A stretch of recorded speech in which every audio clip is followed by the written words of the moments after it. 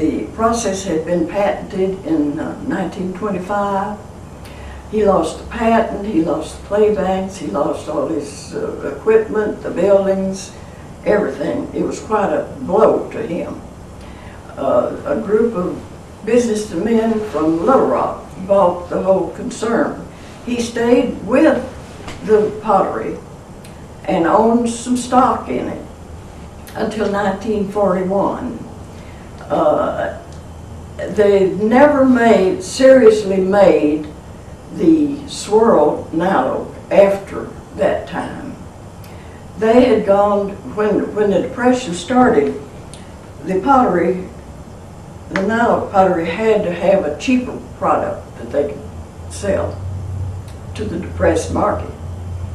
So again, he did not have the skills of glazes and design, so he called in, hired 2 young men from a ceramic school in Iowa, brought them in, and another expert potter from Zanesville, Ohio. And they developed a line of pottery which he called Highwood.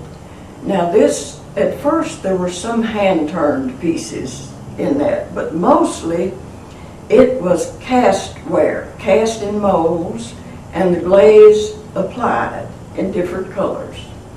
They had a blue glaze, yellow, a pink, a green, even a black, several colors, but the color was all surface applied. In the swirl Niloak, there was no applied color. It was all smooth, natural feel of the clay. The insides of the vases were glazed, but the outside, only a rare piece of Niloak will you find that it's glazed. They tried glazing, but it didn't work because it changed the color of the clay. And that what they wanted in a finished product was what they were seeing in the ground, the earth colors, the earth feel, the earthiness of the product. By 1941, he sold his remaining stock, Bullitt sold his remaining stock to the other stockholders. And he went to work for Kmart Potteries at Camden.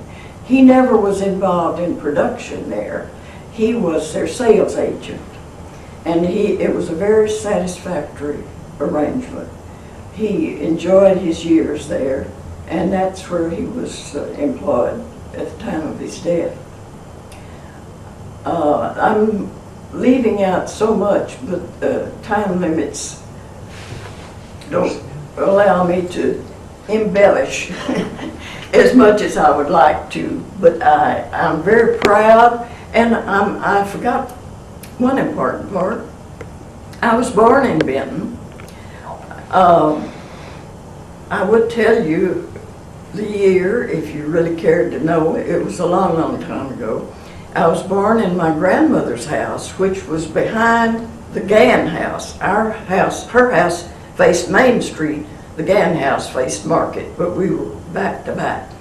And we lived there until I was about 6 years old. And my dad built a house in the middle of that same block. I went through the Benton schools here and have never lived anywhere else, never wanted to live anywhere else. Graduated from high school here and went to college at Henderson it was State Teachers College at that time, Henderson University at this time. I've only moved 4 blocks in my lifetime. We lived 2 blocks below the courthouse, and I moved 2 blocks north of the courthouse, and that's as far as I've ever moved, which suits me just fine. I can always hear the town clock, and I wouldn't feel at home without hearing that chiming of that town clock every now and then. Where'd you meet Rainey? Where'd you meet Rainey? I met Rainey. I met my husband, Nelson Rainey. He was from Beebe, and I met him at Henderson the second day I was there. And it went on from there until we married, and we were married 57 years at the time of his death, and had a very happy marriage with 3 wonderful children. And I have had a wonderful life and I'm glad it's been in Arkansas. I'm glad it's been in Benton. I love to stay involved with the historic angle of the city and the county. I like to be active in the Gann Museum and the historical societies. And I'm just thankful for all the good fortune that has come my way, and the friends I've made, and the activities I've been privileged to be involved in. Well, thank you, Mrs. Rainey. We appreciate it. You are an absolute jewel to Saline County and to Benton, one of our treasures. And we appreciate you talking to us today about the history of Niloak. Oh, was that down here on Market? No, that was out on Military. They were on the right side of Military, where Congo Road comes into Military. When you come down Congo Road to Military, the pottery was right there. Where the old Century 21 office is? Yeah. There's a little strip there with a washing place. Yeah, that's where it was. Okay. And it was very primitive. Now see, somebody told me right after we moved here that there were clay pits up there and that one of the potteries were up there. But there were several potteries along Military because that's where the clay was. Most of the clay was. But you said they started there. Mm-hmm. And that's what they were trying to tell me.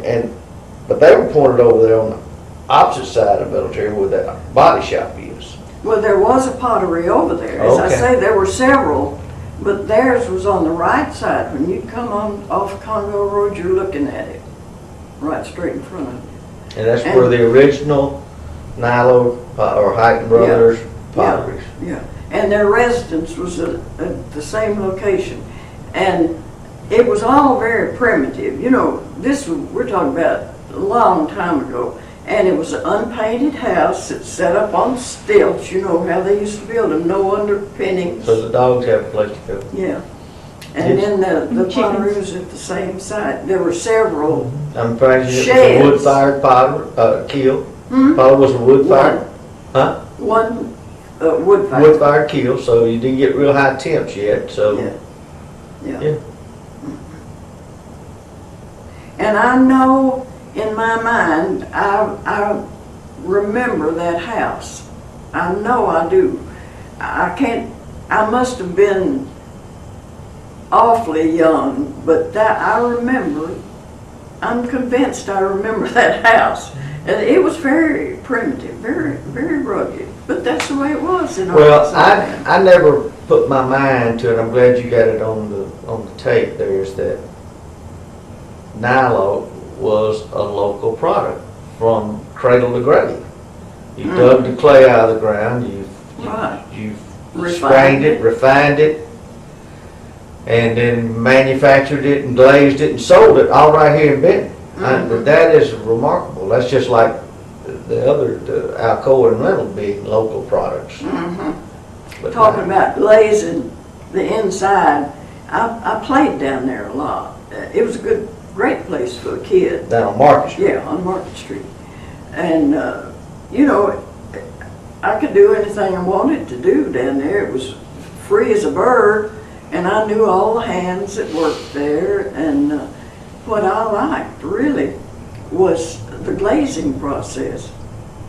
It was a wooden box, a little bit larger than the top of this table here.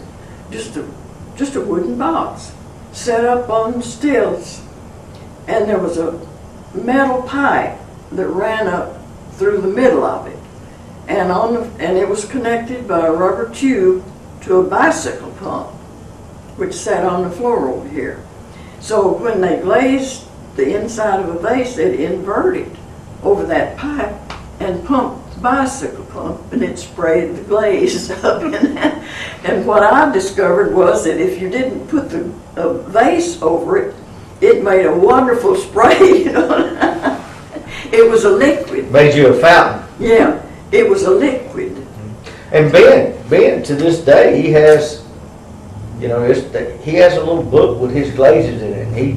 He'll tell you anything about anything, but he won't tell you his glazes. And you kind of mentioned that those potters, when they got their glazes, because those are minerals, Yeah. and you have to He didn't mix them know. dry first, and then you add a little liquid to them. He didn't know surface glazing and that sort of thing. Whose idea was it to come up with the name Niloak? I know it's the clay, You know, it's the name of the clay spelled backwards. I never knew. Now, my sister